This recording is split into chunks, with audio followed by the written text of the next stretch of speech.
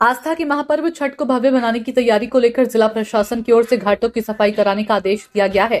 देहरादून में ऐसा पहली बार होगा जब 3 स्थलों पर नदियों के किनारे छठ पूजा के विशेष प्रबंध किए जा रहे हैं, ताकि व्रत करने वालों को किसी असुविधा का सामना न करना पड़े। छठ पर्व आज से नहाए खाए के साथ शुरू हो गया है। इस 4 दिवसीय पर्व 28 अक्टूबर को उषा अर्घ्य के साथ संपन्न होगा। बिहारी महासभा ने बताया कि छठ की शुरुआत नहाए खाए से होती है। नहाए खाने में सबसे पहले महिलाएं जल तत्व का सेवन करती हैं। इसके तहत वे जल से भरे हुए सब्जी का सेवन करती हैं। दूसरे दिन खरना के समय चावल और गुड़ का सेवन किया जाता है। गुड़ एक अग्नि तत्व होता है और तीसरे दिन निर्जल उपवास रखकर जल तत्व का सेवन करते हैं। चौथे दिन भोर में अर्घ्य के दौरान वह वायु तत्व का अनुसरण करती हैं। वहीं बिहार महासभा के अध्यक्ष ललन सिंह के द्वारा भी टपकेश्वर नदी की साफ सफाई कराई गई, जिस पर बिहार महासभा के लोगों ने बढ़ चढ़कर लिया हिस्सा। प्रशासन में हमारे प्रशासन की तरफ से टेंट और लाइट की व्यवस्था में प्रशासन और पीडब्ल्यूडी और सिंचाई विभाग के लोग मदद कर रहे हैं। कुछ घाट बनाने में भी जेसीबी के मदद मिला प्रशासन द्वारा।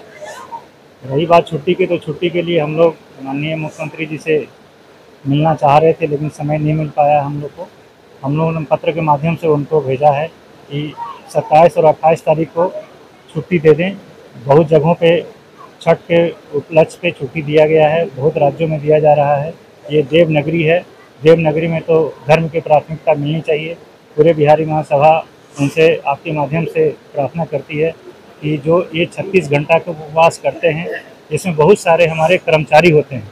ऐसे कर्मचारी होते हैं जो राज्य के कर्मचारी हैं, सेंट्रल गवर्नमेंट की बहुत सारे संस्थाएं उत्तराखंड में, उसमें भी कर्मचारी, और 36 घंटे उपवास के बाद उस दरमियान में जाके ड्यूटी करना बड़ा मुश्किल होता है। तो एक बार फिर से हाथ जोड़ के निवेदन है आपके माध्यम से कि धामी जी इस बात को समझें, माननीय मुख्यमंत्री जी, और 2 दिन का छुट्टी हमें छठ महापर्व पे दे दें। व्रतियों को उनके ऊपर आशीर्वाद, राज्य के ऊपर आशीर्वाद मिलता है। ठीक है, अगर हम देखें तो कार्यक्रम शुरू हो जाएगा, तब से जो शुरुआत है छोटे और बड़े छठ की, क्या कुछ व्यवस्थाएँ की जा रही हैं बिहारी महासभा की तरफ से छठ घाट में? आज सबसे पहले छठ महापर्व की शुरुआत पे पूरे प्रदेशवासियों को, देशवासियों को, सारे व्रतियों को छठ पर्व की बिहारी महासभा की तरफ से हार्दिक शुभकामनाएं और बधाई।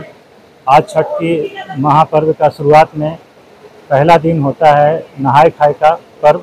आज नहाए खाए मनाया जा रहा है।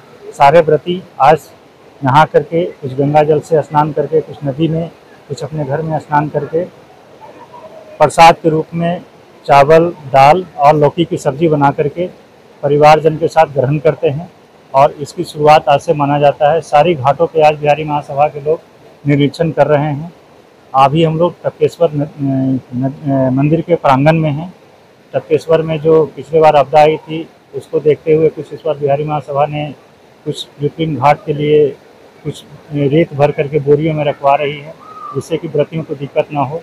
इसी तर्ज पे प्रेमनगर नदी में घाट बनाया जा रहा है और चंद्रमणि में भी घाट बनाया जा रहा है। टपकेश्वर और मालदत्ता सारी जगहों पे बिहारी महासभा की पूरी तैयारी चल रही है।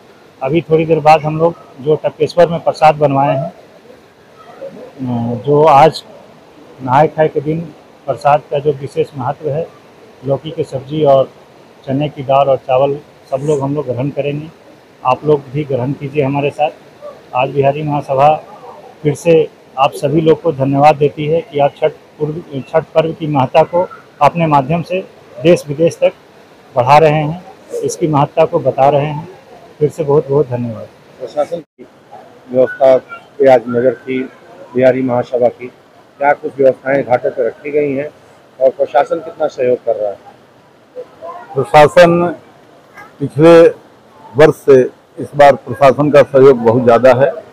पीडब्ल्यूडी, सिंचाई विभाग वगैरह की तरफ से सारी लाइट, टेंट वगैरह की व्यवस्था की गई है।